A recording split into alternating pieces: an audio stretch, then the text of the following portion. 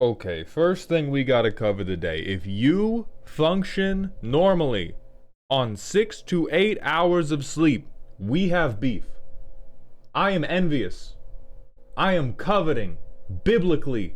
Okay? I am not seeing the gates of heaven because I am eating your amygdala. Because I only slept 6 hours last night, and this is bullshit. But both good and bad. Like, I'm a little bit underslept, and that's gonna be my channel's problem when I try to write jokes. But also, I've done calisthenics. I went grocery shopping. I got my girlfriend coffee. I sent an email. I posted a video already. It's 8 a.m.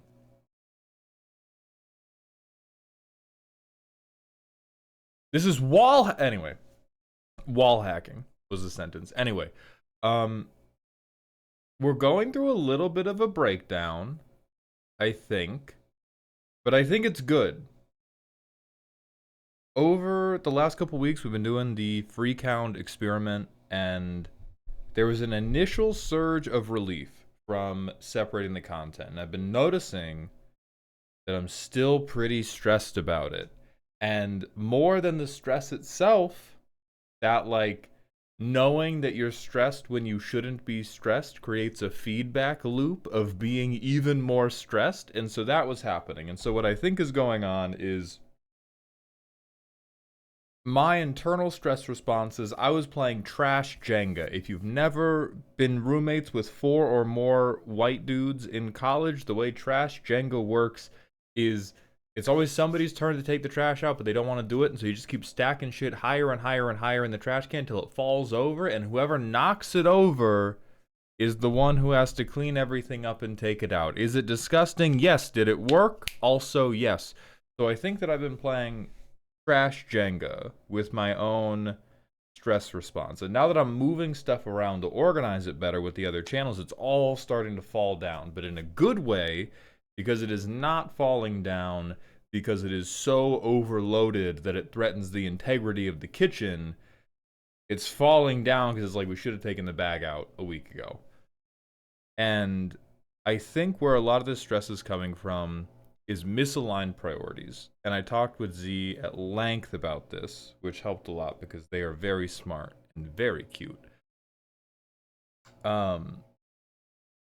Because when I split the channels, the goal was I want to see if I can make the shorts get more views. Because there is a zip code that I'm operating in right now, and there's a zip code above it. And I believe that there is much greater financial and professional security, or about as much as you can get in this industry, in the zip code above where I'm currently operating.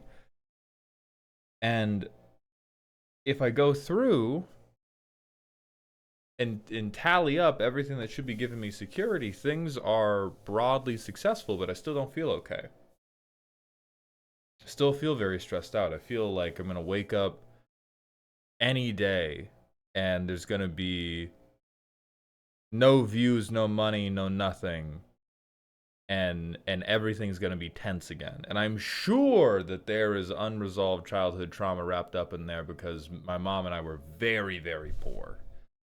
But anyway, what I think I've come to is I think I have been overemphasizing the importance of the stream numbers in my head, because one of the early things I had to do as a content creator was I had to get used to the waves of like, yep, this video is going to get 50,000 more views, 100,000 more views than this other video.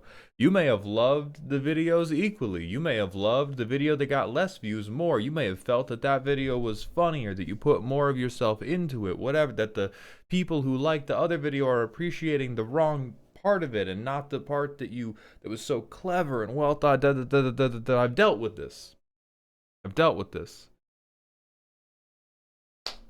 But I don't think I dealt with it for stream.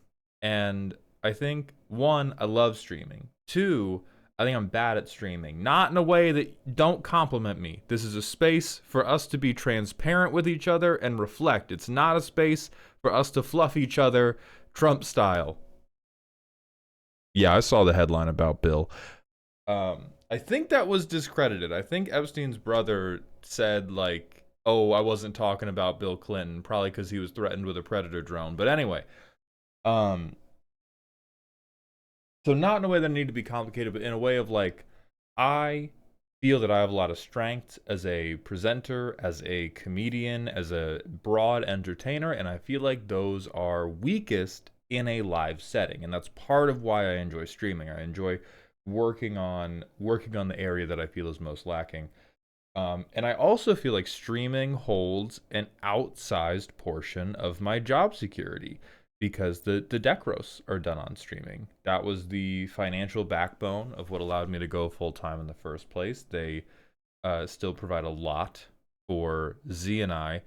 And I don't think I had an accurate enough appreciation for how those would probably still work as like a long form video or a cameo if I wasn't doing it on stream. I think the upshot of all of this that I want you all, if you're watching, to check in with is don't fall victim to the assumption that you are a smart person and smart people are worried about the correct thing.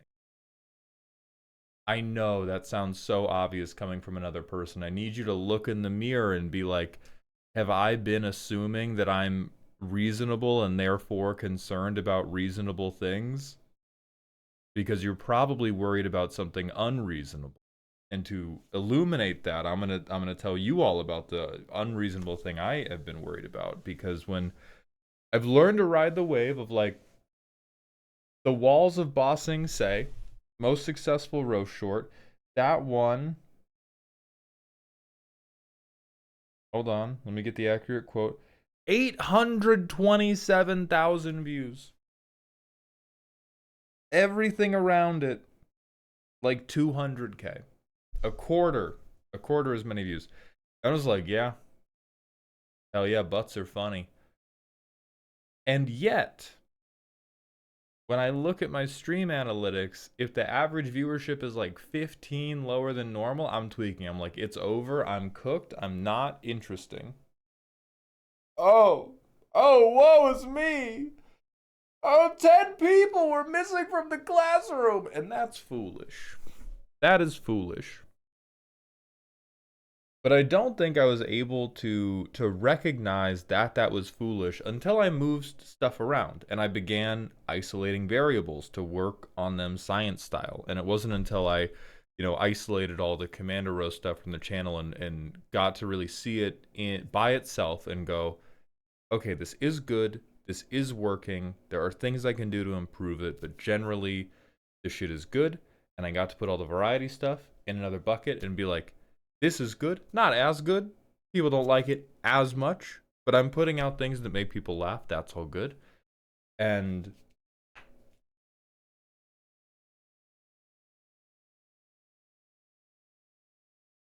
it's so funny to think that in the content industry where everybody's throwing around, you know what pisses me off the most? I'm sorry we're going a little bit off track today, gang, but you know what pisses me off the most? When content creators report total views across all platforms over a month. Shut up. Shut up. What the fuck are you talking about? I'm gonna deliver a comedic monologue in my mirror and then count the views for all the different bacteria that live in my body. You're combining platforms? That's my version of The Big Short. If you haven't seen that movie, it's about how they consolidated a bunch of really bad mortgages in with okay ones to then sell them as good mortgages, even though that shouldn't have made any sense to anybody involved. That's how I feel as soon as you begin consolidating cross-platform views. I don't even think it's appropriate to do that, to consolidate like shorts and long-form views, because I think they're so different. But people are like, yeah. Ah!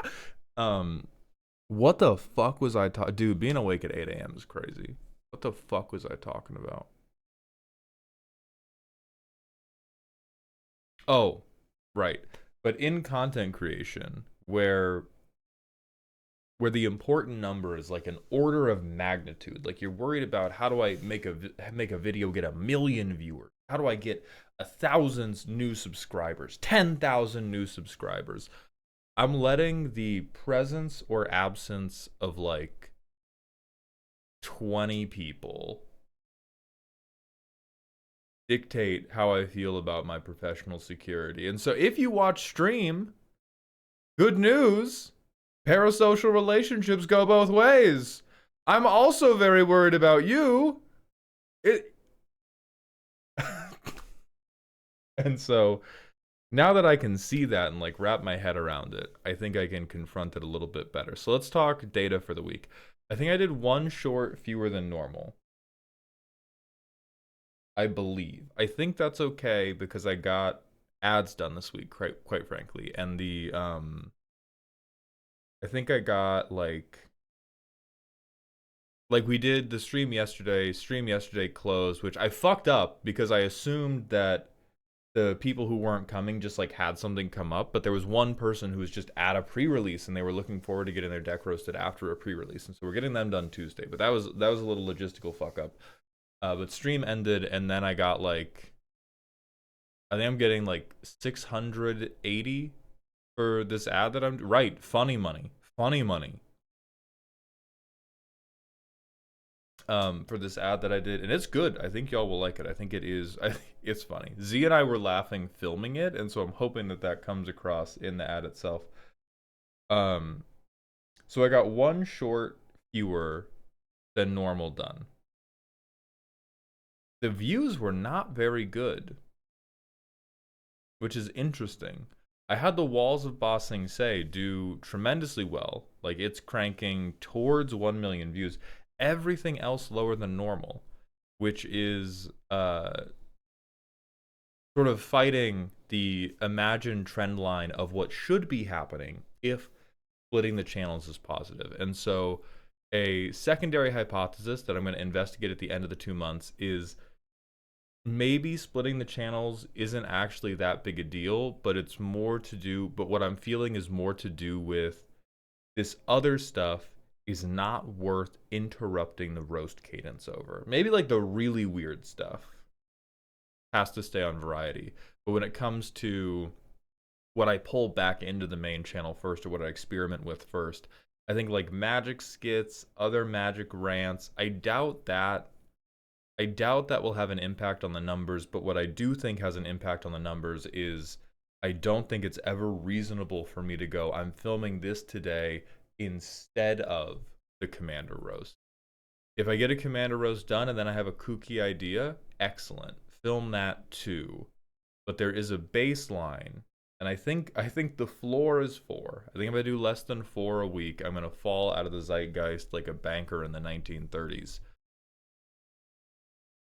And I think as long as I'm getting 4 done, then it's like chase whatever I want to do. If I could get like 7 done, perfect world is I get a Commander Rose done every single day, and I publish a Twitch clip, and I say something unhinged with just fucking front cam. But I don't know if we'll get there. So I didn't post as many shorts, but I got long forms posted. The long forms are not doing tremendously well, which is a long-term thing I need to care about. Getting funny money from doing ad spots is great, but the ad money will stop coming in if all the long forms begin doing poorly. So the upshot of that is to say, I handled my money. I handled my relevancy. I got enough stuff posted, and I saw, follower growth across all platforms. I handled my creative spirit a little bit. I felt really good about yesterday's stream. I felt good about the free count posts. I felt very good about the jokes that I've been publishing in the Commander roasts. And now I just kind of I got to keep letting things fall and figuring out what's pressing me in an outsized manner to how stressful it actually is, because some of this stuff should be stressful. And so I think the theme of, and I know we're a day late, so I apologize, but I think the theme of this week for me is going to be aligning pressure with reality. I don't seek to live in a world that doesn't have pressure. I don't seek to not put pressure on myself. I enjoy putting pressure on myself. I enjoy overcoming challenges I set for myself. What I don't enjoy is feeling a pebble in my shoe and thinking my leg has been blown off by a mine. And I think that is happening to some degree. That is happening to some degree where I'm treating these minor things as representatives of such like large and existential ideas that there's no way for me to win. And if you have not been exposed to like a healthy athletic coach yet in your life, let me pass on their knowledge to you. One of the most important things you can do in your life is learn how to reframe situations in such a way that you have a path to victory. As many times as you can in a day, in a week, in a month, you must be able to tell yourself, I walked into this situation and I won. Not because the most important thing in life is winning, but because it is very important that you trust yourself. It is very important that you value your own skills. You value what you can do. You have belief in what you can do. And one of the easiest ways to positively reinforce that is to set up a little tutorial boss for you to fight it, and then go, I won because I did this thing well. And you'll go, oh, I don't want to pat myself on the back for nothing. I don't want to, that's not big enough. Yes, it is. All big enough. You must keep going. It is not enough to win that battle and then fight no others. But you just got to stack those up. And I think this week I've been successfully identifying a lot of battles that I didn't realize I was fighting, and a lot of battles that I did not realize I was framing in ways that made it impossible for me to win. So, thank you for listening, and good luck.